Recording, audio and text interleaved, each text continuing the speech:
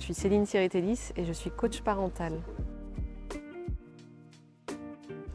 Le sujet du harcèlement, c'est un sujet qui préoccupe les parents très jeunes, dès les premières années souvent d'école de leurs enfants. Et ils sont très attentifs à différents types de signaux. Et il y a deux grandes familles très opposées dans leurs manifestations et qui peuvent toutes les deux attirer l'attention. Ça peut être du côté de comportements plutôt extériorisés, de comportements dits agressifs, ou bien au contraire de comportements qui sont davantage à bas bruit, qui ne posent pas problème à l'extérieur, mais qui vont se manifester éventuellement par un repli sur soi de l'enfant, qui aura moins tendance à exprimer ses ressentis et à se livrer sur la nature de ses journées. Quand les parents sont confrontés à une situation de harcèlement de leur enfant, leur premier réflexe est souvent de remuer ciel et terre pour que tout ça cesse le plus vite possible. Et moi, je parle notamment depuis ma fenêtre par rapport aux situations de parents qui se préoccupent sur des situations avec des enfants très jeunes. Donc leur réflexe est de chercher énormément de solutions. Et ils font énormément de choses qui finalement peuvent s'avérer parfois contre-productives parce qu'elles sont générées par une forte inquiétude qui est vraiment légitime, mais qui parfois fait advenir les choses que craignaient les parents. Et ce qui s'avère le plus déterminant, même si ça peut sembler un peu fleur bleue ou naïf, et ça ne l'est pas du tout, c'est d'accueillir, d'écouter et de valider les ressentis des enfants. C'est vraiment un premier point essentiel qui va permettre, plus qu'on ne le croit, de déposer les ressentis, de valider ce que ressent l'enfant et donc d'alimenter ce qui préoccupe aussi beaucoup les parents d'aujourd'hui, les capacités d'affirmation de soi de leurs enfants et leur capital confiance en soi. Donc l'écoute, la validation des ressentis qui soient plus ou moins physiques, des maux de ventre et des émotions, c'est vraiment un point déterminant.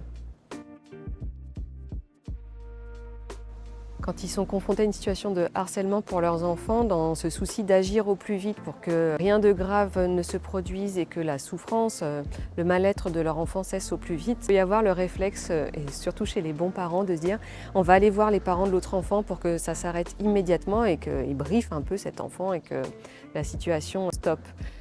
Malheureusement, ça s'avère souvent contre-productif parce que ça intègre d'autres leviers dans la relation des enfants qui peuvent parfois, dans la cour de récréation, donner lieu à encore tout autre chose. Et ça peut aussi contribuer à ce message de « ce qui t'arrive est un grave problème, tu n'es pas capable d'y faire face tout seul et nous devons agir à ta place », ce qui peut aussi créer des biais dans les aspects d'affirmation et de confiance en soi chez l'enfant. Dans le souci d'agir, les parents ils partagent avec leurs enfants ce qu'ils ont l'intention de faire. Et c'est vrai que le réflexe des enfants, c'est souvent de dire « non, mais va pas en parler, non, mais ne fais rien, etc. » Les parents se retrouvent dans une posture presque où ils sont contre leur enfant.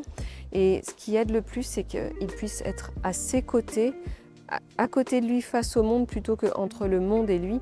Je sais que c'est vraiment très difficile à faire quand notre enfant souffre parce qu'on veut que ça s'arrête au plus vite.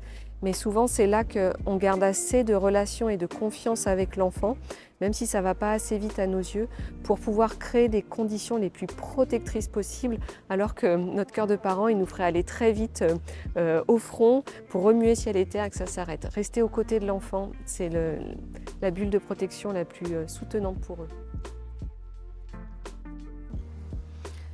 Les parents ils peuvent s'appuyer sur différents professionnels, mais aussi l'entourage. Mais auprès des professionnels, ils pourront trouver, je pense, l'aspect de prise de recul qui permet de voir par quel bout il est le plus intéressant d'aborder la situation.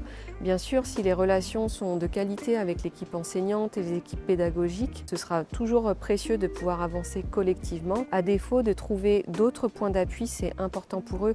Quand on est un parent qui soutient un enfant, il faut trouver ce qui nous soutient pour les soutenir eux.